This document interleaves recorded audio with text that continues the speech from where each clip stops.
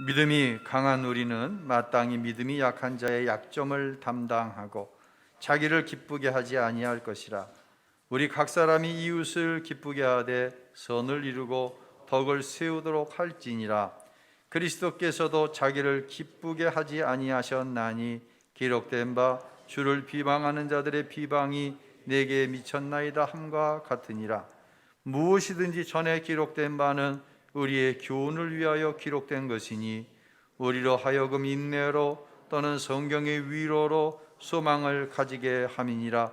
이제 인내와 위로의 하나님이 너희로 그리스도 예수를 본받아 서로 뜻이 같게 하여 주사 한 마음과 한 입으로 하나님 곧 우리 주 예수 그리스도의 아버지께 영광을 돌리게 하려 하노라. 아멘. 로마서 14장부터 오늘까지 4주간 같은 주제로 말씀을 드리고 있습니다. 그 주제는 교회 안에서 믿음이 강한 자가 믿음이 약한 자를 섬겨주어야 된다, 비판해서는 안 된다 라는 말씀이었습니다. 이제 4주간의 설교를 결론을 내리면서 제목을 잡아야 되는데 제목이 너무 길어져요. 그래서 제가 수학 공식으로, 수학도 아니죠, 산수 공식을 한번 해봤어요. 제목을 한번 봐주시겠습니까? 낮아짐입니다. 겸손과 섬김이죠. 십자가에 죽은 나는 이제 이 낮아짐은 인격이 훌륭해서가 아니라 십자가에서 죽은 나는 낮아지는 거예요. 그리고 사명으로서의 자기 십자가를 지고 주님을 쫓을 때 오늘 본문에 하나님께서 주시는 축복이 숨겨져 있다라고 하는 말씀입니다. 이걸 제가 풀어서 한번 자막 처리를 했는데 보실까요? 믿음이 강한 사람이 겸손함으로 믿음이 적은 교우를 섬겨 주어야 한다. 이것이 먼저 은혜를 받은 성도의 사명이다. 예수님께서 말씀하고 계시는 자기 십자가예요. 이 사명을 겸손하게 감당하는 성도에게 이 성도가 지는 자기 십자가를 하나님은 뭐로 보시냐면 믿음으로 보시는 거예요.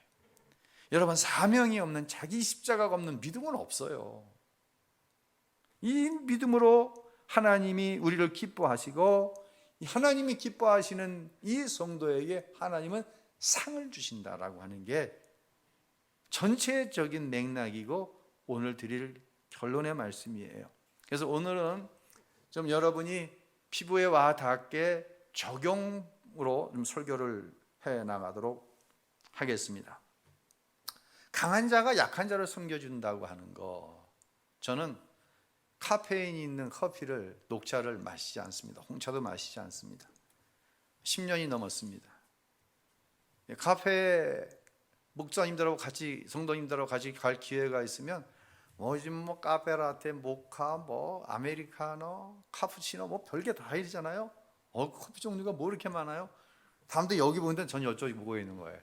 그럼 대추차, 쌍화차, 유자차 시키잖아요. 그럼 나를 무슨 건강 염려증 환자 정도로 이제 보는 사람도 있어요. 모르는 사람은. 제가 본래 커피를 안 마시는 건 아니에요. 정말 커피 중독자였어요. 부목사 때는 지금으로부터 한 30년 전 얘기예요. 9시 이제 출근을 하면 교회 본당 입구에 자판기가 2대가 있어요. 커피. 그럼 100원짜리 하나 놓고 커피 한 잔 뽑아갖고 마시고 조회하고, 조회가 끝나면 신방 나가면서 또 100원짜리 놓고 자판기에서 커피 한 잔 뽑아가지고 차에 올라타는 거예요. 그리고 신방을 갑니다. 월요일부터 금요일까지 신방을 하루에 한 10가정 이상씩 하거든요. 신방 가면은 자연스럽게 목사님 뭐 한 잔 하시겠어요? 맥주? 뭐 한 잔 하시겠어요? 커피 한 잔 하시겠어요? 이렇게 묻는단 말이에요. 좋죠. 그렇게 마시면 하루에 보통 한 6잔 정도 커피를 마시게 되더라고요. 지금이야 이 커피 머신이라는 게 얼마나 종류가 또 다양합니까? 우리 교회에도 카페와 1층 식당에 커피 머신이 있어요. 그럼 원두를 갈아가지고, 근데 그때는 선택의 여지가 없어요. 지금은 이 스틱이로 된 게 노란 껍질이지만 예전에는 빨간 스틱이었어요. 아니면 정사각형으로 된 커피 믹스가 거의 대부분이었어요. 근데 그게 그렇게 맛있는 거예요. 누군가는 저녁을 먹고도 진한 커피를 먹더라고요. 목사님 그래도 잠이 와? 전혀 문제가 없대. 그러니까 그런 사람은, 저 같은 사람을 이해할래야 할 수가 없어요. 여러분도 마찬가지예요. 아니 목사님 왜 그 맛있는 커피를 안 드시지? 두 가지 이유가 있어요. 첫째, 잠에 문제가 와요. 이게 방심하고 있다가 누가 그러더라고요. 오전에 커피 마시면 저녁 때 잠자는데 문제가 없대. 한 서너 번 속았네. 그분은 속이려고 얘기한 게 아니라 저는 오전에 커피를 마셔도 저녁 때 잠이 안 와요. 그래갖고 새벽 기도 때 고생을 하는 거예요. 한 새벽 1-2시까지 잠이 안 오다가 3시쯤 잠들어가지고 깨면은 아이고 잠에 취해갖고 말이에요. 어려움을 몇 번 겪는 커피 안 마세요. 또 카페인이 있는 커피를 많이 마시면은 목이 건조해져요. 그러니까 저는 말을 많이 해야 되잖아요. 그러니까 성대 관리를 해야 되잖아요. 그러니까 카페인 있는 커피를 마시질 않아요. 누가 그러더라고요. 자, 인생을 커피 안 마시는 인생은 자기는 생각해 본 적이 없다고. 예. 여러분 가운데 그런 분들이 있을 거예요. 저희 아버님이 딱 시운이 되시고 나서 커피, 녹차 이거 안 드셨다고 그러더라고요. 저희 아버님 보고 제가 그랬거든요. 야, 무슨 인생을 커피도 안 마시고 무슨 재미로 인생을 사시지? 꼭 똑같이 되더라고요. 예. 잠이 제 인생의 다는 아니죠. 또 제 머리끝부터 발끝까지 많은 인체의 기관들이 있죠. 요 성대 하나 때문에 다른 지체들이 기쁨을 잃어버리고 살아야 되는 거예요. 여러분, 이게 강한 것이 약한 것을 섬겨주는 거예요. 할 수 있어요. 먹어도 돼요. 그런데 사도 바울이 이야기한 것처럼 그것이 제사에 쓰이던 고기를 나는 먹어도 되는데 믿음이 없는 사람이 먹는 모습을 보고 실족하면 먹지 말라는 거예요. 누구를 위해서? 약한 지체를 위해서. 강한 것이 약한 것을 어떻게 해주는 거예요? 섬겨주는 거예요. 참아주는 거예요. 이와 같이 약한 자의 약점을 감당해주는 겸손과 섬김은 먼저 예수를 믿고 먼저 은혜 받은 자가 감당해야 될 사명이고 이것이 자기 십자가인 거예요. 1절 상반절 함께 읽겠습니다. 믿음이 강한 우리는 마땅히 믿음이 약한 자의 약점을 담당하고, 약점은 그 사람의 것인데 그 약점을 누가 짊어지는 거예요? 내가 짊어지는 거예요. 세상을 거칠게 살다가 40대 중반이 돼서 은혜를 받고 신학을 해서 목사가 되신 분이 있어요. 이분이 은혜를 받긴 받았는데 그 문제를 위해서 기도하는데 안 되는 게 있어. 말이 거칠어 그냥. 예. 옛날 산월산 기도원 이천성 목사님, 그분이야 그냥 내놓았으니까, 그러고도 막 능력이 나타나니까. 또 어떤 분은 그게 매력이래. 근데 일반 목회에서는 그게 안 되잖아요. 강단에서 막 말을 거칠게 하고 누군가 어떤 얘기를 하면 쑥 거친 말로 반응이 나가고, 그래서 교인이 교회를 많이 떠나갔어요. 이렇게 주일이 돼서 예배를 드리는데 여러분도 보면 되게 자기 앉는 자리가 대부분 있잖아요. 꼭 예배 안 빠지고 부부가 이쁘게 예배를 드리고 교회 학교 교사라는 집사님 부부가 안 보이는 거예요. 그러니까 목사님이 속으로 혹시 내가 그분들한테 뭐 말 실수한 게 있나? 그렇게 이제 예배가 맞춰졌어요. 예배 끝나고 나오는 성도님들과 인사를 나누는데 김 집사라고 하는 분이 목사님께 이런 얘기를 하는 거예요. 목사님, 오늘 아무개 집사 부부가 교회 못 나왔어요. 근데 아침에 저에게 전화가 왔어요. 새벽에 시골에 있는 친정어머님이 그만 목욕탕에서 미끄러져 가지고 뇌진탕이 왔는데 위독하시대요. 그래서 저한테 전화를 해서 목사님께 알려드리라고 그러고 시골에 가니라고 오늘 교회를 못 나왔어요. 목사님이 안심이 되는 거야. 누구 때문에 교회 안 나오는 건 아니야. 자기가 험한 말해서 교회 안 나온 건 아니야. 안심이 되는 걸로 멈춰야 되는데 한쪽으로 또 괘씸한 거야.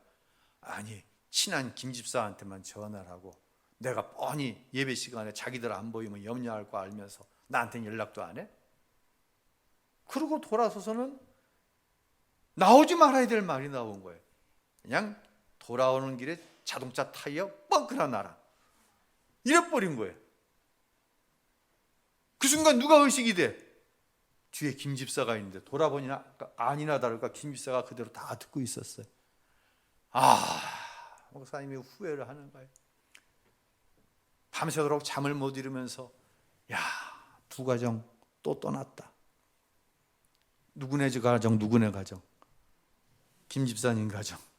너 김 집사님이 그 말 전할 거 아니야. 당신한테 오는 길에 자동차 타이어 펑크나 나라. 목사님이 그러셔서. 목사님 뭐 그래. 에? 두 가정 교회 떠났다. 다음 날이 되었어요. 이제 월요일 저녁 식사를 마치고 있는데 띵똥하고 인터폰이 울리는 거예요. 밖으로 이렇게 봤더니 그 시골에 어머니 위독해서 갔다는 집사님 부부가 서 있는 거예요. 교회 떠난다고 마지막 인사하러 왔구나. 그래도 예의는 있네. 문을 열어줬습니다. 집사님 부부가 와서 자리에 앉는 거예요. 남편 집사님이 목사님 좋아하시는 과일을 앞에 이렇게 내려놓고는 목사님 죄송합니다. 주일 강단에 서시면 그저 어느 가정이 누가 하나만 있어야 할 자리에 안 있어도 염려가 되시는 거 알면서 목사님 예배 때문에 강단에 올라가실 시간이 가까워서 신경 쓰일까 봐 저희가 전화를 못 드리고 김 집사에게만 이 얘기하고 갔는데 목사님께서 그렇게 걱정하셨다고 하니 정말 죄송합니다. 목사님 다음부터는 이런 일이 없도록 하겠습니다 하고 목사님께 기도를 받고 돌아갔어요. 나중에 알고 보니까 이 말을 전한 김 집사님이 이렇게 전했다고 하더라고요. 집사님 부부가 안 보이니까 담임 목사님께서 예배를 드리시는데 집례하시는데 기운이 하나도 없어 보여. 그 설교를 하시는데 힘이 하나도 없으시더라고. 다른 사람은 몰라도 집사님 부부는 예배 빠지면 안 될 것 같아. 이러고 전한 거예요. 여러분, 누가 목사님의 약점을 감당해 준 거예요? 김 집사님이 목사님의 약함을 감당해 준 거예요. 거짓말하라는 얘기 아니에요. 악한 말을 했는데 선한 말로 뒤집어 전하라는 것도 아니에요. 약한 자를 돕는 것이 믿음이 좋은 성도가 감당해야 될 사명이라고 하나님께서는 지금 사도 바울을 통해 말씀하시는 거예요. 이런 교회가 건강하고 행복한 교회예요. 자기는 정직하다고 있는 말 그대로 자기 감정 살짝 얹어서 이야기해서 실족시켰던 일들이 우리 안에 얼마나 많이 있습니까? 아니 내 감정을 실지 않더라도 굳이 전하지 않아도 될 얘기 전화해갖고 실족시켜갖고 교회를 떠나간 사람들이 얼마나 많이 있습니까? 로마 교회 안에 그런 일이 있었다는 거예요. 사랑하는 성도 여러분, 저와 여러분의 사명은 스스로 나는 예수로 죽고 나는 예수로 살아 겸손하여서 누군가의 약점을 내가 감당해 주는 거예요. 이때 누가 기뻐하세요? 하나님이 기뻐하시는 줄로 믿으시길 바랍니다. 오늘 1절 하반절과 2절에 이렇게 말씀합니다. 읽습니다. 자기를 기쁘게 하지 아니할 것이라. 우리 각 사람이 이웃을 기쁘게 하되 아멘. 저와 여러분은 자기를 기쁘게 하는 사람이 아니에요. 하나님을 기쁘시게 하기 위해서 때로는 나에게 주어진 십자가를 지는 거예요. 여러분, 이것이 사명의 목적이에요. 제가 여러분의 이해를 돕기 위해서 나로 얘기를 할 테니까 여러분은 누구로 들으면 돼? 여러분으로 들어보세요. 저에게는 두 자녀가 있어요. 자녀들이 저에 대해 판단하는 게 있어요. 나쁜 것도 있겠지만 자녀들의 부모를 향한 판단은 대부분 좀 너그러워요. 저게 판단해 주는 게 많이 있어요. 그런데 똑같은 사건을 가지고서도 제 아내는 남편인 저에 대해서 똑같지 않은데 아이들의 판단과 제 아내의 판단은 다를 때가 많이 있는 거예요. 여러분이 여러분의 담임 목사에 대한 판단이 있어요. 그 판단이 좋은데 제 아내나 제 아이들이 똑같은 사건을 놓고 하는 판단이 같아요, 달라요? 다를 수가 있는 것이에요. 아니, 큰 차이가 날 수도 있어요. 은퇴한 어느 목사님 가정에 실질적으로, 교회에 실질적으로 있었던 일이에요. 청년들이 담임 목사 때죠. 청년들이 이제 여름 수련회를 갔다 오는데 교회 승합차와 대형차가 충돌하는 큰 사고가 일어났어요. 그래도 운전을 하던 담당 교육자와 대부분의 청년들은 사고에 비해서 부상 정도가 경미했어요. 그런데 맨 뒷자리에 앉아있던 여자 청년이 굉장히 많이 부상을 당했어요. 차가 추돌을 하면서 옆으로 차가 전복이 됐어요. 그러면서 유리창이 깨졌는데 맨 뒷자리에 앉아있던 여자 청년이 유리창으로 튀겨 나간 거야, 밖으로. 완전히 튕겨나간 것이 아니라 전복되는 승합차 밑에 깔린 채 30m를 끌려간 거예요.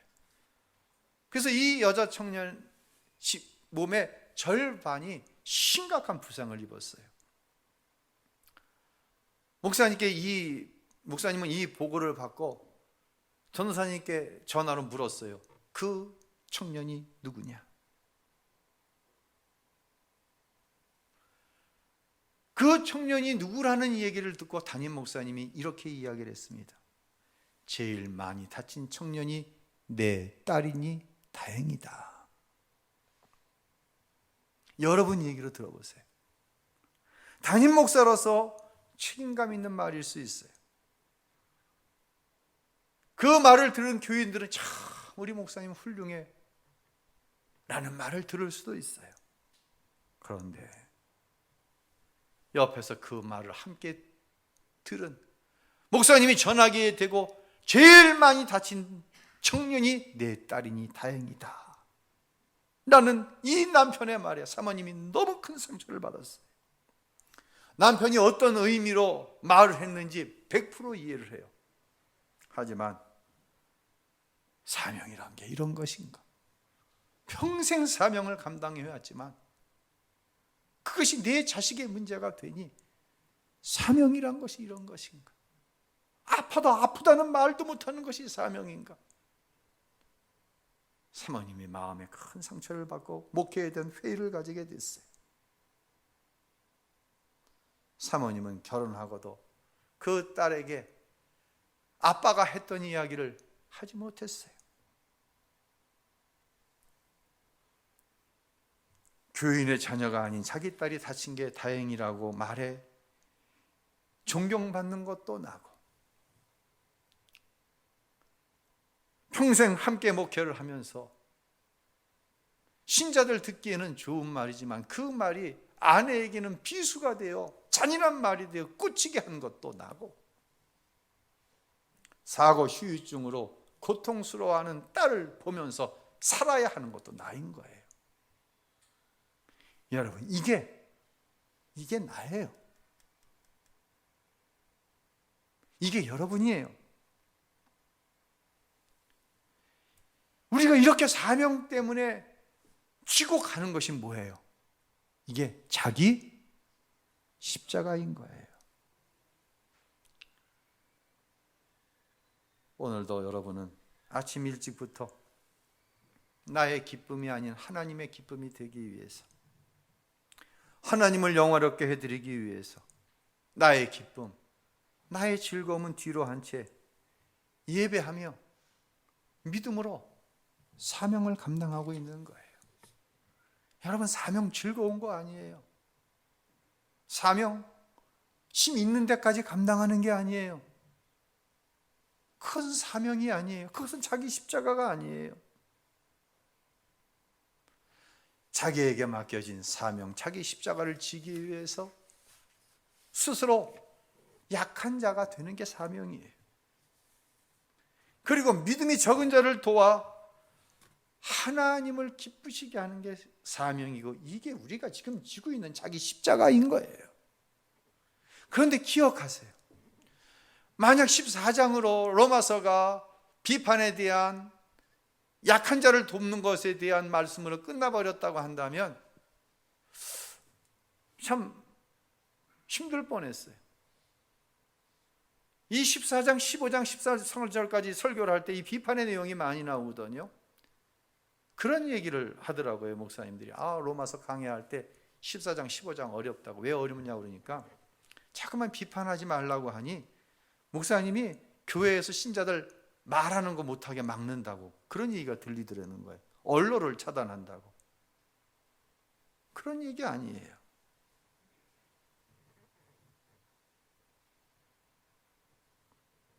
그런 얘기 아니에요. 자기 십자가를 지고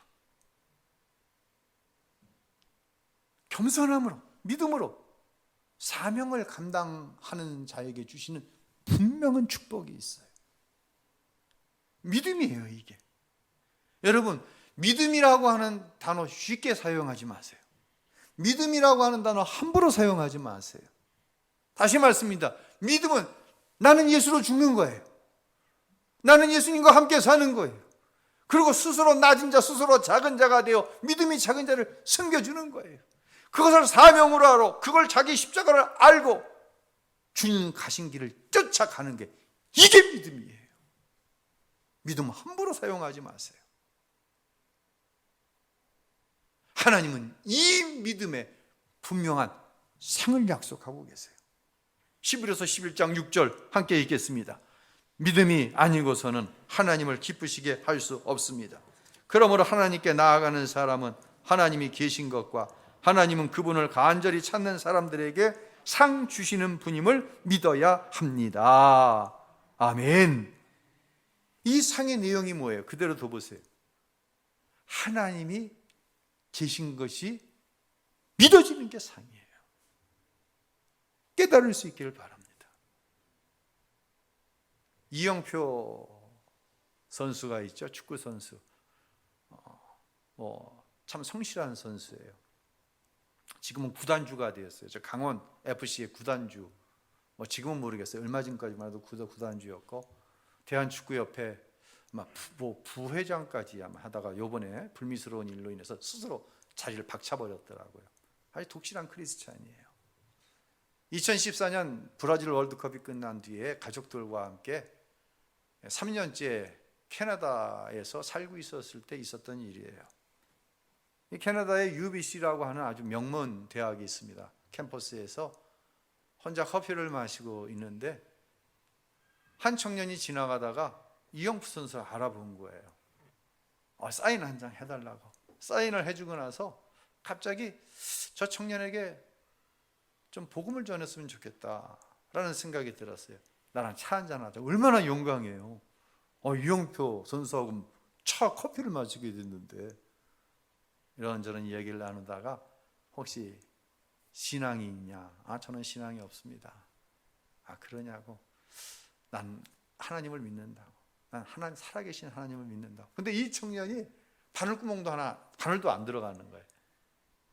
그렇게 이제 이야기를 나눴어요. 나누다가 한 가지 제안을 했어요. 이 청년은 어려서 캐나다로 이민을 와가지고 지금 10년째 이 동네에 살고 있어요. 이영표 선수는 3년째 여기 살고 있어요. 그러니까 같이 이렇게 딱 마주치는 시간이 몇 년이에요? 3년이죠.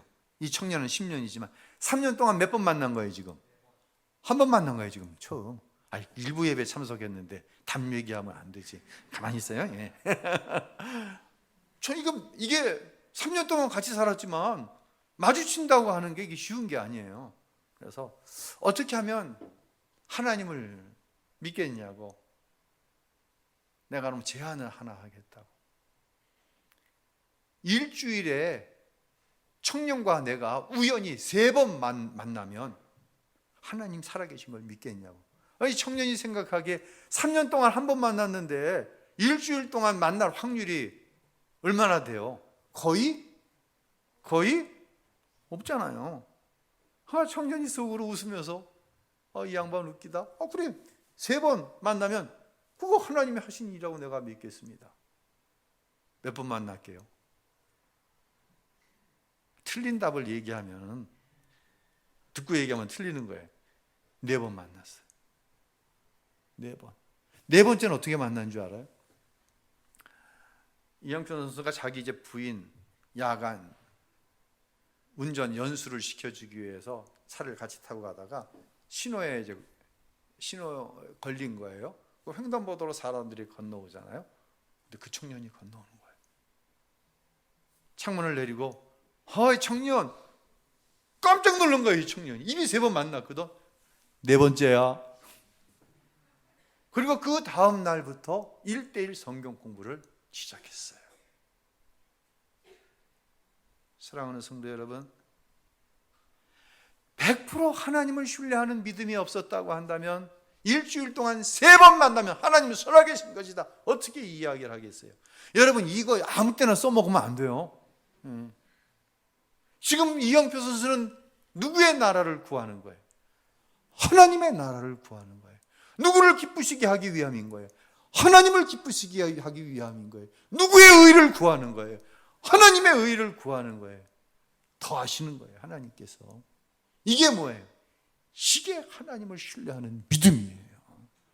스스로 예수님의 은혜로 말미암아 낮아져 누군가를 섬기며 사명으로 자기 십자가를 지고 가는 사람에게는 하나님이 주시는 상이 있는데 그 상을 11에서 11장 6절에서 뭐라고 얘기하냐면 하나님이 살아계신 것, 그것을 믿는 상을 주시겠다고 약속하시는 거예요. 할렐루야. 여러분 교회 다니는 사람이면 여러분은 100% 다 하나님 믿습니다. 여러분 하나님 살아계신 것을 믿으시죠?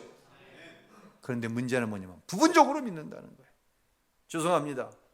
어느 때는 하나님 믿어. 근데 어떤 때는 안 믿어. 내가 원하는 것에 대해서는 하나님이 이루어줄 줄로 믿어. 근데 주의를 지키고 하나님 앞에 원칙 있는 10의 1조를 드리면 하나님이 복을 주시고 안 믿어.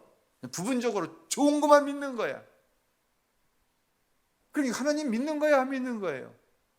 여러분 학교 등록금이 300만 원이에요. 200만 원밖에 준비 안 됐어요. 등록금 낸 거예요, 안 낸 거예요? 이건 안 낸 거예요. 이건 등록금. 부분적으로 믿어요. 이건 믿는 거예요, 안 믿는 거예요? 그런데 놀라운 은혜가 있어요. 그 은혜는 뭐예요? 저와 여러분은 십자가에서 단번에 죽었다는 거예요. 누구의 은혜로? 예수님의 십자가의 은혜로. 그래서 저와 여러분을 하나님은 의롭다고 칭해 주셨다고 말씀드렸어요. 저와 여러분은 하나님의 자녀예요. 그럼 목사님 이상하잖아요. 왜 부분적으로 믿을까요? 나는 단번이, 나는 완전히 십자가의 예수와 함께 죽었는데 왜 내 믿음은 부분적일까요? 이상하잖아요. 무엇일까요? 나는 예수와 함께 십자가에 죽었다고 고백하는데 여전히 누군가를 비판하고 여전히 정죄하는 것은 뭐가 살았기 때문이냐면 내 자아가 살았기 때문이에요. 나는 죽었어요. 여러분 십자가에 죽은 거 의심하지 마세요. 근데 뭐가 여전히 살아? 내 자아가 살아있는 거예요. 나 중심적인, 예수님 중심이 아니라 하나님 중심이 아닌 내 이기적인, 하나님을 기쁘시게 하는 것이 아니라 나를 기쁘게 하려고 하는, 하나님께 영광을 돌리는 것이 아니라 내 영광을 추구하기 때문에 그까짓 것도 못하는 거예요. 그것도 못 넣는 거예요. 이게 우리 안에 있어요. 그런데 기억하세요. 완전히 죽어야 주님과 다시 사는 감격을 삶 속에서 경험하며 살아가는 거예요.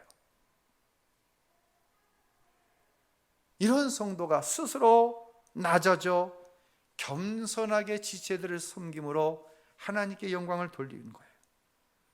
그래서 오늘 본문 6절은 이렇게 말씀합니다. 읽겠습니다.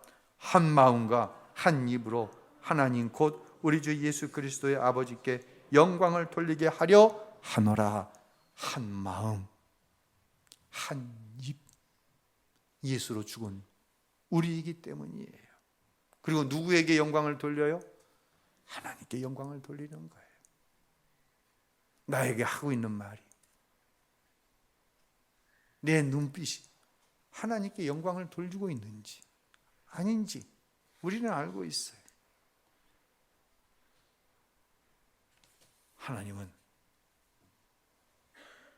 스스로 낮아져 하나님께 영광을 돌리는 성도들을 기뻐하시고 그 상으로 하나님을 100% 신뢰하는 믿음을 주시는 거예요.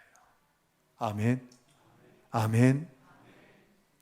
이런 믿음이 있는 사람은 신앙과 삶의 모습이 달라요. 정말 능력이 나타나요.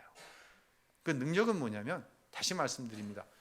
하나님이 100% 살아계시다고 하는 사실을 믿는 믿음의 능력으로 사는 삶의 모습과 부분적으로 분명히 예수와 함께 십자가에 죽었지만 여전히 내 자아가 내 주인이 되어서 나를 통치하고 있는 사람의 삶의 모습, 신앙의 모습이 완전히 다르다는 거예요.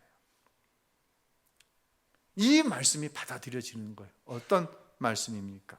마가복음 9장 23절에 예수님이 하신 말씀이에요. 읽겠습니다. 예수께서 말씀하셨습니다. 할 수 있거든이 무슨 말이냐?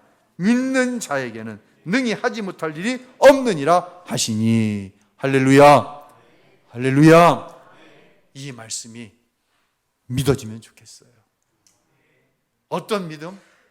하나님이 살아계시다고 하는 100% 믿음. 할 수 있거든이 무슨 말입니까? 나는 못하지만 하나님은 하실 수 있습니다. 그 하나님은 살아계십니다. 그 하나님이 나와 함께 하십니다. 그 하나님의 약속은 이해만 됩니다. 할렐루야. 그런 은혜의 역사가 우리 모두 가운데 있게 되시기를 예수님의 이름으로 축원합니다.